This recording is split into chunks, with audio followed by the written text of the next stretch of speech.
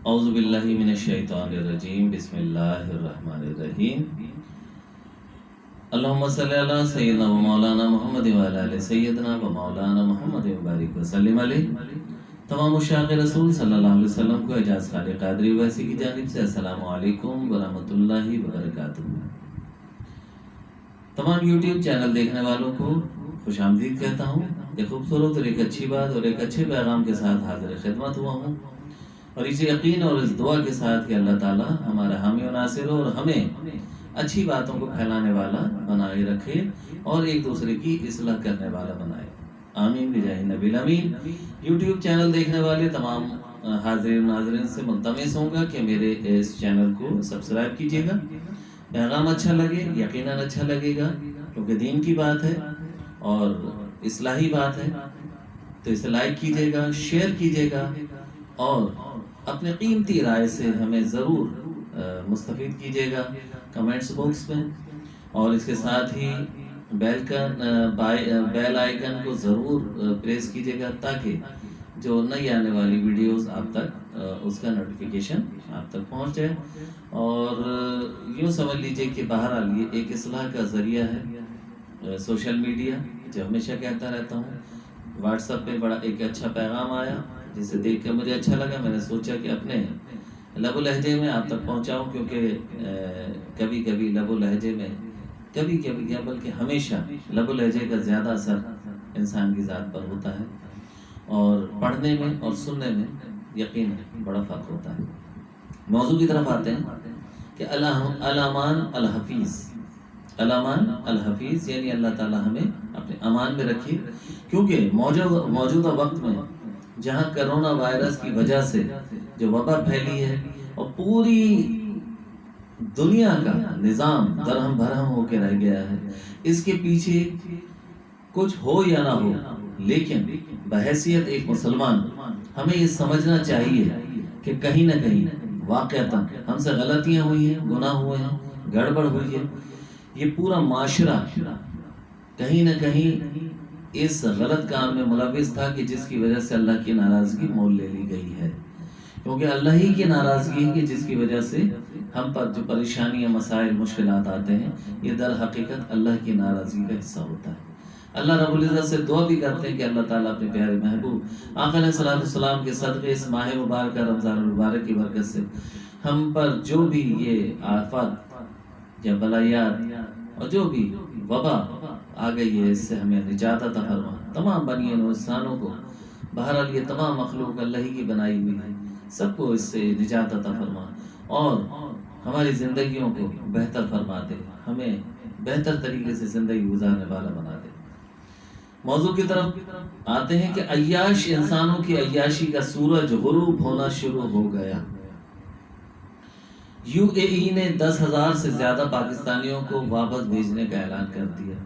2020 expo, Olympic اور جانے کیا کیا پروگرام کینسل کر دیے گئے۔ سعودیہ میں بھی دنیا سے آئے ملازموں کو واپس بھیج رہا ہے۔ سعودیہ بھی دنیا بھر سے آئے ہوئے ملازمین کو واپس بھیج رہا ہے۔ آسٹریلیا میں موجود تمام غیر ملکیوں کو زندہ رہنے کے لیے $5 فی گھنٹہ کام کرنا پڑ رہا ہے۔ برطانیہ میں غیر ملکی کاروباری اپنی معاشی تباہی کے بھیانک خواب دیکھ رہے ہیں۔ امریکی تیل کی مارکیٹ دنیا کی معلوم تاریخ میں پہلی بار منفی میں ہو گئی ہے۔ غور کرتے رہیے گا باتوں پہ۔ اس دنیا کو اپنی 300 سال کی ترقی کا بہت زوم تھا۔ امریکہ، یورپ جنہوں نے اپنی سبسڈی اور اسپیس شیلڈ تک بنائی ہوئی تھی، ہاں امریکہ یورپ جنہوں نے اپنی اسپیس شیلڈ تک بنائی ہوئی تھی، الٹے منہ گرے ہوئے ہیں۔ ایک کرونا وائرس نے اس دنیا کی 300 سال کی ترقی کو زیر و زبر کر دیا۔ آسمانوں پر اڑتے جہاز زمین پر اتروا دیے، سمندر بحری جہازوں سے صاف کر دیے۔ تیل کی کمائی پہ پلنے والے جو کہتے تھے نا کہ تیل ختم ہوگا نہ غربت ختم ہوگی، نہ غربت آئے گی، یعنی ان کا کہنا تھا کہ نہ تیل ختم ہوگا نہ غربت آئے گی اور ہم اسی طرح سے رہیں گے۔ اب انہیں کہنا ہے کہ تیل پی لیں پانی کی جگہ۔ ایٹم بم اور پتہ نہیں کیا کیا بنانے والے سب بندروں کی طرح ایک دوسرے کی شکل دیکھ رہے ہیں. بعض چیزیں بڑی عجب انداز میں کہنی پڑتی ہیں، لکھی ہوتی ہیں، اور یہ جذبات کی عکاسی بھی کرتی ہیں، لیکن کہنا پڑتی ہے کہ بندروں کی طرح ایک دوسرے کی شکل دیکھ رہے ہوتے ہیں، پتہ نہیں چلتا کہ کیا کرنا ہے. سب کچھ کسی کام کا نہیں اور وہیں پڑا رہ گیا. آج کے کسی انسان نے سوچا بھی نہیں تھا کہ وہ اپنی اتنی بے بسی کے دن دیکھے گا. 2020 چڑھا، مبارک باتیں ہوئیں، پارٹیاں ہوئیں، خوشیاں ہوئیں، ہیپی نیو ایئر، لے لو نیو ایئر. کیسا چڑھا پھر سال. لوگ مگن تھے گناہوں میں، بے بسوں پر ظلم کر کے قہقہے لگانے میں، ہمیشہ رہنے کی پلاننگ کرنے میں. سوچتے تھے کہ شاید لا الہ الا اللہ کہنے والے لاوارث ہیں. پوری دنیا کی بات ہو رہی ہے. یہ انسان کیا سمجھتے تھے؟ حقیقت یہ ہے کہ لا الہ الا اللہ کہنے والے لاوارث ہیں. برما والے، عراق اور افغانستان والے، کشمیر اور فلسطین اور چیچینیا والے. پھر یوں ہوا کہ رب کائنات ناراض ہو گیا. رب کائنات ناراض ہو گیا، الٹا کر رکھ دیا اسے.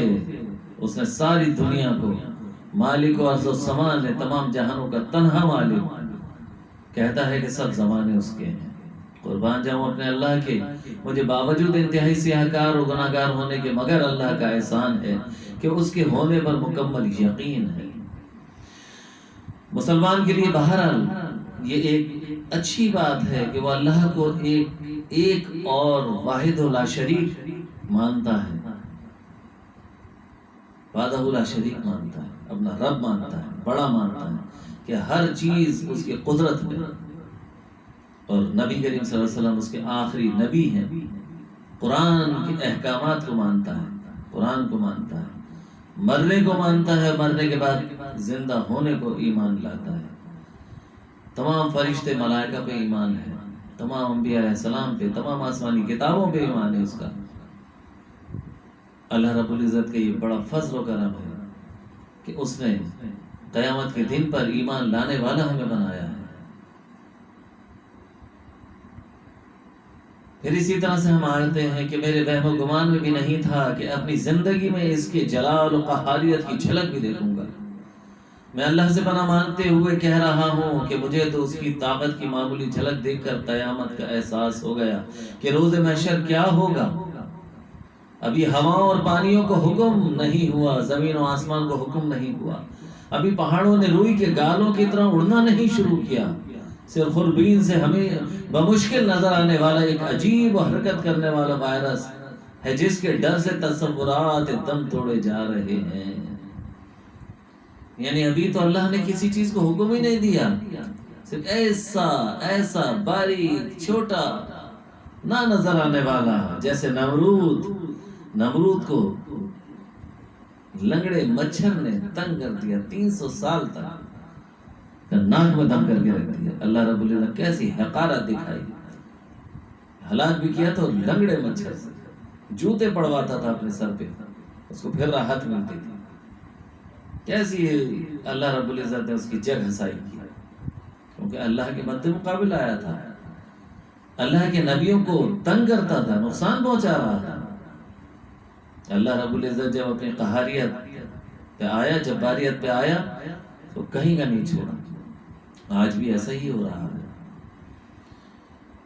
لوگ ایک دوسرے سے خوف زدہ ہیں، کوئی کسی کی پرواہ نہیں کر رہا، کوئی کسی کے قریب آنے کو تیار نہیں. بے شک وہی اکیلا ہے، غالب ہے. خیال رہے اگر اس نے رحم نہ کیا، خوراک کے لیے بلوے شروع ہو جائیں گے تو یہ جو کاغذ کا نوٹ اور پلاسٹک کا کریڈٹ کارڈ ہے، اسے ہم کھا کر بھوک نہیں مٹا سکتے. جب بھوک غالب آ جائے تو کون سا قانون، کون سی تہذیب، کون سی معاشرت اور کون سی اخلاقیات. اللہ کے بندو لوٹ آؤ، ابھی بھی وقت ہے. روٹھے خدا کو منا لو، آ جاؤ اپنے رب کی طرف، آ جاؤ آ جاؤ آ جاؤ. وہ ماننے میں دیر نہیں لگاتا، وہ انتظار کر رہا ہے. کفار نے استغفار نہیں کرنی، کفار نے استغفار نہیں کرنی. یہ کام تو مسلمانوں نے ہی کرنا ہے. کر لو استغفار، منا لو رب کو. عزیز بھائیو، ہماری پیاری بہنوں، کل عالم کے نگہبان مہربان رب عظیم کی جانب خود بھی متوجہ ہوں اور اس کے بندوں کو بھی متوجہ مرکوز کرائیں. اللہ کرے جہنم کی طرف کسی کے بڑھتے قدم رک جائیں، جنت کی حسین وادی کہ کچھ باسی بڑھ جائیں. انشاءاللہ ایسا ہوگا تو یہ میرے رب کا فضل ہوگا. توبہ کر لو، ابھی وقت ہے. رب کعبہ، رب محمد صلی اللہ علیہ وسلم، رب جبرائیل، رب میکائیل، رب اسرائیل، اسرافیل، ہم سب کا رب، پوری کائنات کا رب غفور الرحیم ہے، مان جائے گا، ورنہ یہ عمر بھر کا سفر یوں ہی رائگا جائے گا. اللہ کے لیے، رسول کے لیے ہر شخص نے کہیں نہ کہیں کوئی نہ کوئی غلطی کی ہوتی ہے، گناہ کیا ہوتا ہے، جس کی نحوست سے ہم پہ وبال آتے ہیں، تکالیف آتی ہیں، پریشانیاں آتی ہیں، بیماریاں آتی ہیں، وبائیں آتی ہیں، آفات آتی ہیں، زلزلے آتے ہیں، سیلاب آیا کرتے ہیں، آندھیاں آتی ہیں، طوفان آتے ہیں، اور بیماریاں آتی ہیں، وبائیں آتی ہیں، بلائیات گھیر لیا کرتی ہیں. پوری دنیا میں اگر آپ غور کیجئے مسلمانوں کا کیا حال ہو رہا ہے. مسلمانوں کے ہاتھوں ہی مارے جا رہے ہیں، اور کہیں نہ کہیں مسلمانوں کا عمل دخل ضرور ہے، چاہے وہ ان کی ہٹ دھرمی ہی کیوں نہ ہو، چاہے ظلم کے خلاف آواز نہ اٹھانا بھی ان کے اسی بات کے زمرے میں آتا ہے. ظلم کے خلاف آواز نہ اٹھانا بھی ایک غلط بات ہے کہ اس میں آپ کا کنٹریبیوشن ہے، یعنی آپ ظلم کے ساتھ دے رہے ہیں، عملی طور پہ نہیں تو ذہنی طور پہ. کفار تو ہمیشہ سے مسلمانوں کے دشمن تھے، ہیں اور رہیں گے. اللہ رب العزت نے تو فرما دیا کہ یہ کافر تمہارے دوست ہو ہی نہیں سکتے، یہ اللہ اور اس کے رسول کے دشمن ہیں، تمہارے بھی دشمن ہیں، ان سے دوستی نہ کرو. بے شک کہ مصلحتاً ہمارے آقا علیہ الصلوۃ والسلام نے بھی صلح حدیبیہ میں اور مختلف معاملات میں، مختلف غزوات میں اور مختلف زندگی کے دوران آقا علیہ الصلوۃ والسلام نے ان کے ساتھ کچھ نہ کچھ بالکل کیا کہنا چاہیے کہ ان سے کمٹمنٹ بھی کی، معاہدے بھی کیے، اور کوئی نہ کوئی ایسے قوانین اور ایسے اصول و ضوابط بھی بنائے کہ جہاں پر وقتی طور پہ مسلمانوں کو فائدہ بھی تھا. بلا وجہ میں کسی سے الجھے نہیں، کسی کو مارا نہیں، کسی کو نقصان نہیں پہنچایا. اللہ رب العزت نے خود سکھایا. کتنا پیارا دین ہے، کتنی پیاری بات ہے کہ سکھاتا ہے کہ تم نے حملہ نہیں کرنا جب تک کہ وہ حملہ آور نہ ہو جائے، تم نے کسی کو نہیں مارنا جب تک کہ وہ تمہاری جان کے در پہ نہ آ جائے. تم نے ان تمام چیزوں کے باوجود بھی اس بات کا خاص خیال رکھنا ہے کہ تم نے عورتوں اور بچوں کو اور بوڑھوں کو اور بیماروں کو تنگ نہیں کرنا، ان سے نہیں لڑنا، ان کے کھیت کھلیان درخت پھول پودے ان کو نہیں اجاڑنا. بے زبان ہیں، اللہ کی مخلوق ہیں، اللہ کی عبادت کرتے ہیں، کھیتوں کو نہ اجاڑنا، ان کے املاک کو تباہ نہ کرنا. ہاں اس سے لڑنا کہ جو تم سے لڑنے کے لیے تیار ہو گیا، جس نے تمہیں نقصان پہنچانے کے لیے پہل کر دی، اس سے لڑنا. اور دین کی تبلیغ پہلے کرنی ہے، دین کو پہلے سمجھانا ہے، اللہ رسول کا پیغام پہلے دینا ہے، انتظار کرنا ہے. کتنا پیارا دین ہے، کتنی پیاری بات سکھا رہا ہے. لڑائی سے دور، کسی کی جان لینے سے دور، لیکن جب کوئی تم پہ ظلم کرنے لگے تو اس کا ہاتھ روکو، زبان سے روکو، نہیں تو دل میں برا خیال کرو. یہ ایمان کا کم ترین درجہ ہے. بہرحال حقیقت یہ ہے کہ فی زمانہ اس وقت جو پوری دنیا کسی نہ کسی وجہ سے پریشانی میں مبتلا ہے، اور کسی نہ کسی کی وجہ سے، بلکہ ایک چھوٹے سے وائرس جو کہ نظر بھی نہیں آتا، اس نے بلبلا دیا ہے، اس نے مصیبت میں مبتلا کر دیا ہے، پریشان کر دیا ہے. معیشت دو کوڑی کی ہو کے رہ گئی ہے، ہر ایک شخص پریشان حال ڈھونڈ رہا ہے. مشکلات سے دوچار ہو گیا ہے، ایک دوسرے سے دور ہوا چلا جا رہا ہے۔ پہلے ویسے زوم میں، تکبر میں ایک دوسرے سے دور ہوا کرتا تھا، آج جان چھڑانے کے لیے دور ہوتا ہے کہ کہیں مجھے وائرس نہ لگ جائے۔ بہرحال لمحہ فکریہ ہے، غور کیجئے، پوری دنیا کو ایک چھوٹی سی چیز نے ہراساں کر کے رکھ دیا، پریشان کر کے رکھ دیا، مشکلات میں ڈال دیا، مصیبت میں مبتلا کر دیا۔ یہ اللہ کی ناراضگی ہے۔ اللہ کی ناراضگی کو دور کرنے کے لیے بہترین کام یہی ہے کہ اللہ کی مخلوق پر رحم کرو